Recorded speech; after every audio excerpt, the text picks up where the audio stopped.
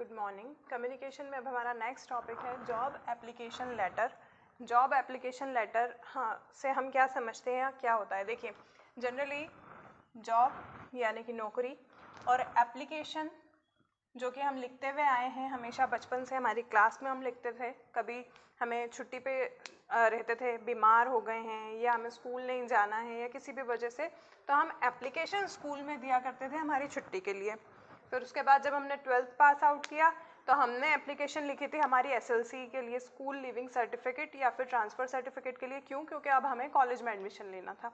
ठीक है, अब हमारा ग्रेजुएशन भी हो चुका है, हो सकता है हमारा मास्टर्स भी हो गया है। अब हमें जॉब सर्च करनी है, तो उसके लिए हम क्या करेंगे, जॉब एप्लीकेशन लेटर लिखेंगे। काय के लिए? अलग ही हमें नाम से ही समझ में आ रहा है कि जब हम कहीं जॉब के लिए अप्लाई करते हैं तो हमें क्या होता है, एप्लीकेशन लेटर लिखना होता है। तो ये ऑर्गेनाइजेशनल सेंस में इसकी जो डेफिनेशन होती है, जैसे कि सपोज आपके क्वेश्चन आया है कि जॉब एप्लीकेशन लेटर से आप क्या समझते हैं, तो आप क्या लिख के आएंगे?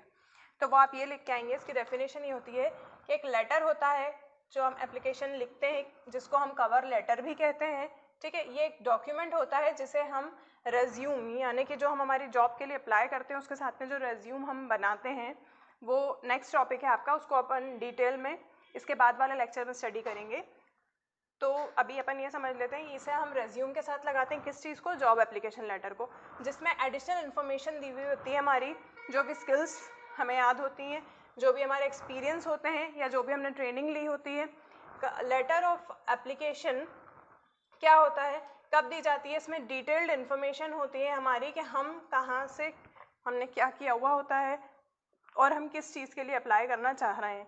और इसमें कई बार हम वो पॉइंट्स भी ऐड कर देते हैं कि हमने आपकी जो ये जॉब वैकेंसी सपोज़ किसी कंपनी की निकली हुई है, तो वो हमने कहाँ से, इंटरनेट के थ्रू हमें मालूम हुआ था, न्यूज़पेपर के थ्रू हुआ था, किसी मैगजीन के थ्रू हुआ था, तो वह XYZ इन्फॉर्मेशन उसमें पूरी होती है। अब how to write an effective application letter. Application letter तो लिखना सभी को यूजुअली आ ही जाता है और हम जो वर्ड से समझते हैं उसके अकॉर्डिंग में हम काफ़ी अच्छा लिख लेते हैं, बट उसको और इफेक्टिव कैसे बनाना होता है, तो ये पॉइंट्स हम इसमें स्टडी कर रहे हैं।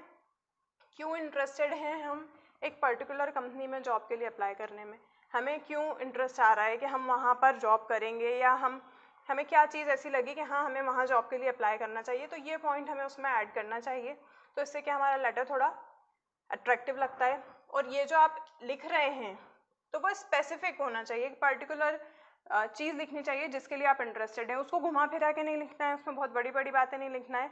क्यों इंटरेस्टेड हैं, एक स्पेसिफाइड आपका जो भी लगा होगा आपको कि हाँ हमें इस चीज़ के लिए, मुझे ये कंपनी ऐसा लगा कि हाँ हमारे कॉमन ऑब्जेक्टिव्स हो सकते हैं, इसलिए मैं अप्लाई करना चाहता हूँ।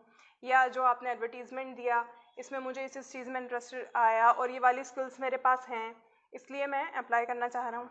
अब गिव रीज़न, किस चीज़ का, you feel you qualify for, अगर आप इस चीज़ के लिए, मतलब आपको ऐसा लगता है कि हाँ मेरा सिलेक्शन हो ही जाएगा, कहीं ना कहीं हमें कॉन्फिडेंस है कि हाँ हम सिलेक्टेड हो ही जाएंगे, तो वो ऐसी क्या बात है। अगर आप चाहें, इफ़ एप्लीकेबल, अगर आप चाहें तो उसको क्या कर सकते हैं, उसमें शामिल कर सकते हैं, उसमें ऐड ऑन कर सकते हैं कि मुझे ऐसा लगा था कि मेरी ये जो क्वालिफ़िकेशन है, ये आपने जो भी रिक्रूटमेंट निकाली है इसके साथ फिट बैठ रही है या कॉमन जा रही है, तो मुझे ऐसा लगा था कि मैं सिलेक्ट हो सकता हूँ क्योंकि मेरे पास ये स्किल्स हैं, ये एक्सपीरियंस है, या ये ट्रेनिंग मैंने की है, या ये इंटर्नशिप मैंने की है।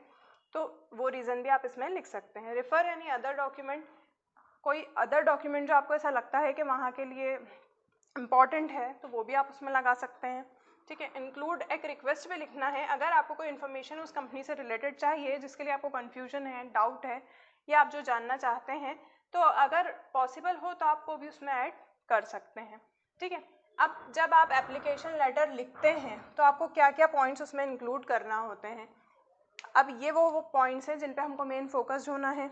इफेक्टिव हम इसे बाद में फोकस करेंगे कैसे बनाना, लेकिन जो मेन चीज़ें हैं जो हमारे लेटर में होनी ही चाहिए वो क्या होती हैं। फर्स्ट पैराग्राफ में क्या आता है हमारे लेटर में, वो हम लिखेंगे। हम वो लेटर क्यों लिख रहे हैं, मेंशन करें आप जॉब, जिस भी जॉब के लिए अप्लाई कर रहे हैं, क्योंकि ऑर्गेनाइजेशन में हर तरह की जॉब निकलती हैं, तो वो क्या है, आप किस चीज़ के लिए अप्लाई कर रहे हैं, तो वो आपको उसमें मेंशन करना पड़ेगा।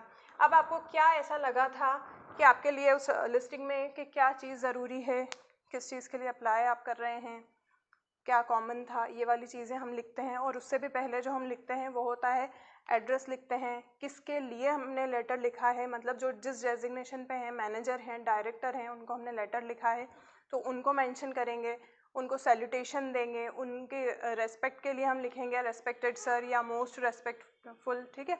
फिर जो मिडिल पैराग्राफ में इसमें आता है what you have offer employer, आप एम्प्लॉयर को क्या बताना चाह रहे हैं कि आपके पास क्या स्किल्स हैं, क्या एक्सपीरियंस है, आप उसके लिए जो फिट बैठने वाले हैं तो वो क्यों, ठीक है। फिर लास्ट में क्या आता है, थैंक यू हमें बोलना ही है। और जब ये लेटर हम लिखते हैं तो हम रिक्वेस्ट वाले मोड में लिखते हैं, ऐसा नहीं कि हम उनको ऑर्डर दे रहे हैं कि मेरे पास ये कला है तो मुझे रख लो, ऐसे नहीं हमें लिखना है। उसमें हमें हमारे जो वर्ड सिलेक्शंस होते हैं, जो मैं शुरू से कम्युनिकेशन में आपको बोलती हुई आ रही हूँ, उनका विशेष ध्यान रखना होता है कि हमें जो हमारे वर्ड हम सेलेक्ट करते हैं, जो शब्दों का चयन करते हैं, वो बहुत ज़्यादा सोच समझ के करना चाहिए ऑर्गेनाइजेशनल सेंस में, क्योंकि वहाँ पर हमारी फॉर्मल टॉक होती है, कई जगह हमारी पोजीशन के हिसाब से हमें ऑर्डर देना होता है और बहुत सारी जगह हमें रिक्वेस्ट मोड में बात करनी होती है। तो जो ये लास्ट होता है इसमें हमें थैंक यू लिखना होता है उनको, जो हायरिंग मैनेजर आपने जिनको भी लिखा हुआ होता है, उसके बाद उसका फॉलोअप के बारे में भी आपको लिखना होता है, ठीक है। थैंक यू लिखने के बाद डेट और अपना नाम, अपनी जो भी चीज़ें उसमें आपको लगता है इम्पॉर्टेंट वो आपको उस लेटर में मेंशन करनी चाहिए, और इसको अपना जो रेज्यूम होता है उसके साथ में क्या करना चाहिए, अटैच करके देना चाहिए। अब नेक्स्ट जब हम लेक्चर लेंगे तो रेज्यूम और सीवी के बारे में डिस्कस करेंगे।